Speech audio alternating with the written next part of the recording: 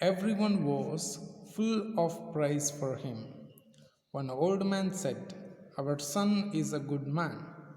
He is not like the mortar, which, as soon as good food comes, its way turns its back on the ground." But when the feasting was over, the villagers told themselves that they had underrated the power of the ballot paper before and should not do so again. See, the minister of PAP, that is Marcus Abbey, was very popular. Most of the people used to praise him, sometimes for his deeds. And one of the old men had said, "The person or the minister called Marcus Abbey is not like all other politicians. Usually, politicians do not help the voters back after the elections. And it is common in India too, in Africa also. But Marcus Abbey was not like that, according to the old man. Usually, in the creatures, what happens? The main intention of other creatures is to receive food, get food. If once a particular animal or a creature gets its food, it will be satisfied. It will not be so thirsty, and it doesn't look back for any other thing. But man is not like that. Even though he is satisfied with whatever the facilities he has, he will be longing for something else. He will be greedy for something more. And this kind of tendency can be seen in politics more compared to the other type of people. But even though Marcus Abbey was a politician, he was not like other politicians. He was trying to satisfy his own needs first, and once he gets satisfaction, he doesn't feel not to help other people too. He used to help, and at the level of his best, he used to give certain other facilities to the people of his constituency. Marcus ಇಬೇನ ಹಲವು ಕೆಲಸಗಳನ್ನು ಗಮನಿಸಿದಂತಹ ಜನರು ಅವನನ್ನು ಹೊಗಳ್ತಾ ಇರ್ತಿದ್ರು. ಯಾವುದೋ ಒಬ್ಬ ಮನುಷ್ಯನನ್ನು Marcus ಇಬೆ ಬಗ್ಗೆ ಕೇಳಿದಾಗ ಹೇಳ್ತಾ ಇದ್ರು, ನನ್ನ ಮಗ ಇದ್ದಂಗೆ ಅವನು, ಒಳ್ಳೆಯ ವ್ಯಕ್ತಿಪ ಅವನು ಬೇರೆ ಯಾವುದೋ ಒಂದು ಪ್ರಾಣಿ ಪಕ್ಷಿ ಥರ ಅಲ್ಲ. ಸಾಮಾನ್ಯವಾಗಿ ಯಾವುದೋ ಒಂದು ಪಕ್ಷಿಗೆ, ಪ್ರಾಣಿಗೆ ಅಥವಾ ಕೀಟಕ್ಕೆ ತನ್ನ ಆಹಾರ ಸಿಕ್ತಂದ್ರೆ ಸಾಕು, ಮತ್ತೆ ಆಹಾರವನ್ನು ಪಡೆದದ್ದೇ ಮೇಲೆ ಹಾರ ಹೋಗ್ತದೆ. ಉದಾಹರಣೆಗೆ ಹದ್ದು ಕೆಳಗೆ ಹರಿದಾಡ್ತಿರೋಂಥ ಹಾವನ್ನು ನೋಡಿದ್ಬಿಟ್ಲೆ ಅದನ್ನು ತೆಗೆದುಕೊಂಡು ಮತ್ತೆ ಮೇಲೆ ಹೋಗ್ಬಿಡ್ತದೆ, ಪುನಃ ಕೆಳಗೆ ನೋಡೋದಿಲ್ಲ. ಎಲ್ಲಿವರೆಗೆ? ಹೊಟ್ಟೆ ಹಸಿವು ಆಗುವವರೆಗೆ.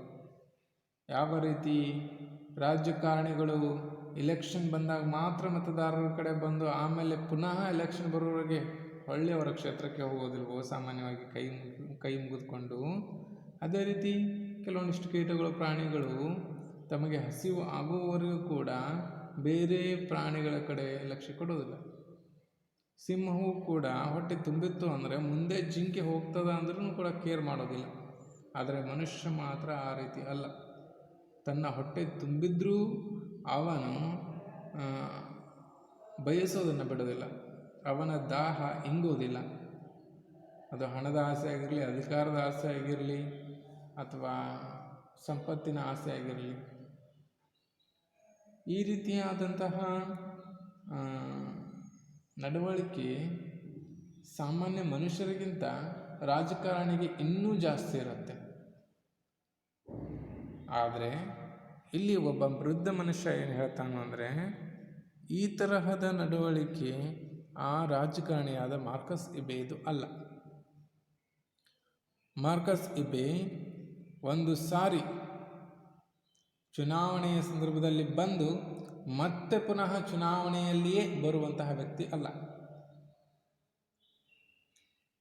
ತನಗೆ ಬೇಕಾದಂತಹ ಕಾರ್ಯಗಳನ್ನು ಮುಗಿಸಿಕೊಂಡು, ತನಗೆ ಬೇಕಾದಂತಹ ಸೌಲಭ್ಯಗಳನ್ನು ಪಡೆದುಕೊಂಡು, ಉಳಿದಂತಹ ಸೌಲಭ್ಯಗಳನ್ನು ತನ್ನ ಕ್ಷೇತ್ರದ ಜನರಿಗೆ ಒದಗಿಸಿಕೊಡುವುದರಲ್ಲಿ ಪರಿಶ್ರಮ ಪಡುವಂತಹ ರಾಜಕಾರಣಿ ಮಾರ್ಕಸ್ ಇಬೆ. ಆದರೆ ಉಳಿದಂತಹ ರಾಜಕಾರಣಿಗಳು ಆ ರೀತಿ ಅಲ್ಲ. ತಮಗೆ ಸಾಕಾಗಿ ಉಳಿದ್ರೂ ಕೂಡ ಇನ್ನೂ ಬೇಕು ಅಂತಿರ್ತಾರೆ ಹೊರತು ಕ್ಷೇತ್ರದ ಜನರಿಗೆ ಯಾವುದೇ ರೀತಿಯಾದಂಥ ಸಹಾಯ ಮಾಡೋದಿಲ್ಲ. ಅಷ್ಟು ಸ್ವಾರ್ಥಿಗಳು ಇರುವಂತಹ ರಾಜಕಾರಣಿಗಳು ಇದ್ದಾರೆ. ಆದರೆ ಅಂತಹ ರಾಜಕಾರಣಿ ಮಾರ್ಕಸ್ ಇಬೆ ಅಲ್ಲ ಅಂಥೇಳಿ ಆ ವೃದ್ಧ ಮನುಷ್ಯ ಹೇಳ್ತಾನೆ. ಅಷ್ಟು ಆದರೂ ಎಲ್ಲ ಊಟ ಮುಗಿದ ಮೇಲೆ ಕೆಲವೊಂದಿಷ್ಟು ಮಂದಿ ಹಳ್ಳಿಗರು ಮಾತಾಡ್ಕೊತಿರ್ತಾರೆ, ಈ ಸಲ ರಾಜಕಾರಣದಲ್ಲಿ ಮತದಾನ ಮಾಡುವಾಗ ಕೊನೆಯ ಬಾರಿ ಮಾಡಿದ ಹಾಗೆ ಮಾಡಬಾರ್ದು, ಸ್ವಲ್ಪ ಬದಲಾವಣೆಯನ್ನು ನಾವು ಬಯಸಲೇಬೇಕು ಅಂತೇಳಿ ಮಾತಾಡ್ಕೊತಿರ್ತಾರೆ.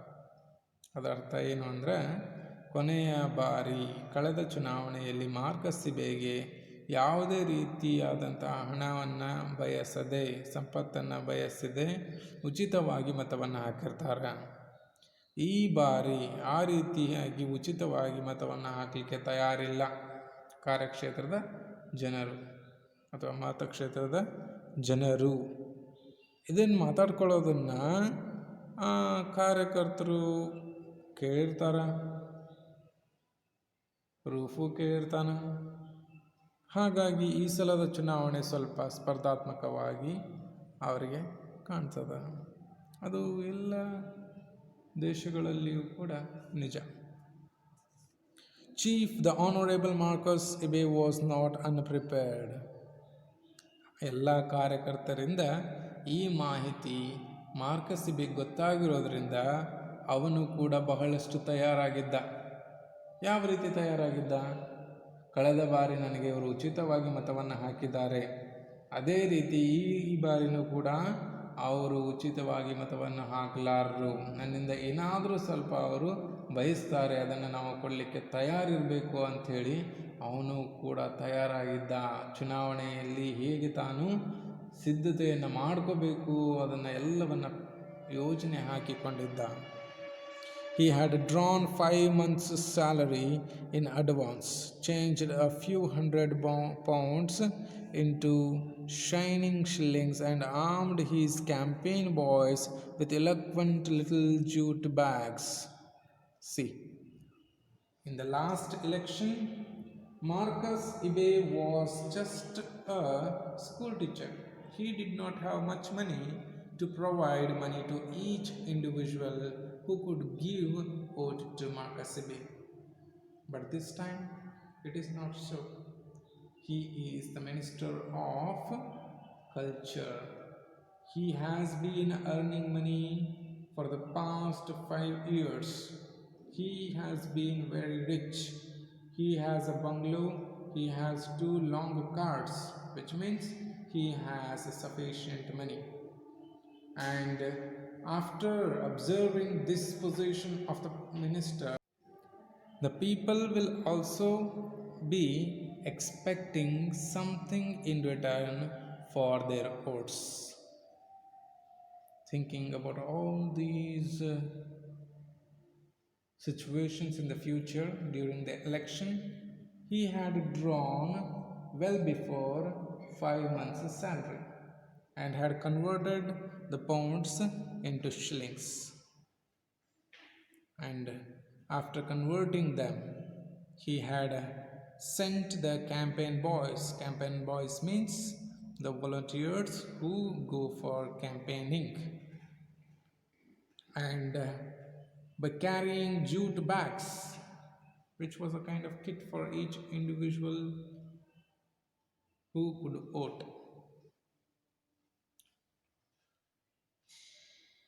They used to spread about the party and party's members' popularity. ಯಾವಾಗ ಜನರು ತಾವು ಇನ್ನೂ ಏನನ್ನೋ ನಿರೀಕ್ಷಿಸ್ತಿದ್ದೇವೆ ಅಂತೇಳಿ ಮಾತನಾಡೋದನ್ನು ಕಾರ್ಯಕರ್ತರು ಕೇಳ್ತಾರೋ ಅವರು ರಾಜಕಾರಣಿಯಾದಂತಹ ಮಾರ್ಕಸ್ ಇಬೆಗೆ ಹೇಳ್ತಾರ. ಮಾರ್ಕಸ್ ಇಬೆನೂ ಕೂಡ ಮುಂದಿನ ಚುನಾವಣೆಗೆ ಅಥವಾ ಬರುತ್ತಿರುವಂತಹ ಚುನಾವಣೆಗೆ ಬೇಕಾದ ಎಲ್ಲ ಸಿದ್ಧತೆಗಳನ್ನು ಮಾಡ್ಕೊಂಡಿರ್ತಾನೆ. ನಮ್ಮ ರಾಜಕೀಯದಲ್ಲಿ ನೀವೆಲ್ಲ ಗಮನಿಸ್ಬೋದು ಯಾವ ರೀತಿಯಾದಂಥ ಸಿದ್ಧತೆ ರಾಜಕಾರಣಿ ಮಾಡ್ಕೋತಾನ ಚುನಾವಣೆ ಸಂದರ್ಭದಲ್ಲಿ ಅಂತಂಥೇಳಿ. ಚುನಾವಣೆ ಸಂದರ್ಭದಲ್ಲಿ ಕಾರ್ಯಕರ್ತರ ದಂಡೆ ಚುನಾವಣಾ ಪ್ರತಿನಿಧಿ ಮನೆಯಲ್ಲಿ ಇರ್ತಾರೆ. ಎಷ್ಟೋ ಮಂದಿಗೆ ಕಿಟ್ ಕೊಡ್ತಾರ. ಆ ಕಿಟ್ ಒಳಗೆ ಏನೇನೋ ಹಾಕ್ತಾರೆ. ಹೆಣ್ಣು ಮಕ್ಕಳಿಗೆ ಸೀರೆ, ಗಂಡು ಮಕ್ಕಳಿಗೆ ಹಣ ಅಥವಾ ಬಟ್ಟೆ, ಉಳಿದೆಲ್ಲವನ್ನು ಬೇರೆ ಬೇರೆ ವಸ್ತುಗಳನ್ನು ಯಾರಿಗೆ ಯಾವುದು ಪ್ರಿಯವಾಗಿರ್ತದೋ ಆ ರೀತಿಯಾದಂಥ ವಸ್ತುಗಳನ್ನು ಹಾಕಿ ಪ್ರತಿಯೊಬ್ಬ ಮತದಾರನಿಗೆ ಕೊಡುವ ವ್ಯವಸ್ಥೆ ಕಾರ್ಯಕರ್ತರ ಮೂಲಕ ರಾಜಕಾರಣಿಯಿಂದ ಆಗ್ತದೆ. ಅದೇ ರೀತಿಯಾದಂಥ ತಯಾರಿಯನ್ನು ಇಲ್ಲಿ ಮಾರ್ಕಸ್ ಇಬೆನು ಕೂಡ ಮಾಡ್ಕೊಂಡಿರ್ತಾನೆ. ಯಾಕಂದ್ರೆ ಅವನಿಗೆ ಗೊತ್ತಿರ್ತದೆ ಕಳೆದ ಸಾರಿಯ ಹಾಗೆ ಈ ಸಲನೂ ಕೂಡ ಚುನಾವಣೆ ಆಗುವುದಿಲ್ಲ ಅಂಥೇಳಿ.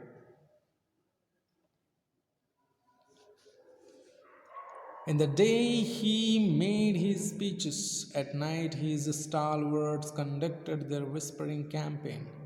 Ruth was the most trusted of these two campaigners.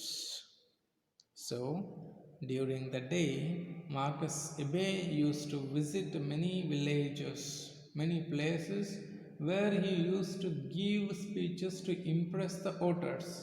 But at night he used to conduct meetings wherein the stalwarts of the party used to have meeting and they used to tell about the importance of the victory of PAP. And among all the stalwarts, Ruth was trusted one. ಯಾವಾಗ ರಾಜಕಾರಣಿಯಾದಂಥ Marcus ಇಬೆ ಹಣವನ್ನು ತಂದು ಎಲ್ಲ ಕಾರ್ಯಕರ್ತರಿಗೆ ತನ್ನ ಯೋಜನೆಯ ಪ್ರಕಾರ ಕೆಲಸ ಮಾಡುವಂತೆ ಹೇಳಲಿಕ್ಕೆ ಹೋದ್ನೋ ಆವಾಗ ಎಲ್ಲೆಲ್ಲಿ ಯಾವ್ಯಾವ ಗ್ರಾಮಗಳಲ್ಲಿ ಇವನು ಸಭೆಯನ್ನು ನಡೆಸಿ ದೊಡ್ಡ ದೊಡ್ಡ ಭಾಷಣ ಮಾಡ್ತಿದ್ನೋ ಅದೇ ರಾತ್ರಿ ಆತನ ಕಾರ್ಯಕರ್ತರು ಎಲ್ಲರೂ ಸೇರಿ ಊರಿನ ಹಿರಿಯರ ಮನೆಗಳಲ್ಲಿ ಒಂದು ಸಭೆಯನ್ನು ನಡೆಸ್ತಾ ಇದ್ದರು.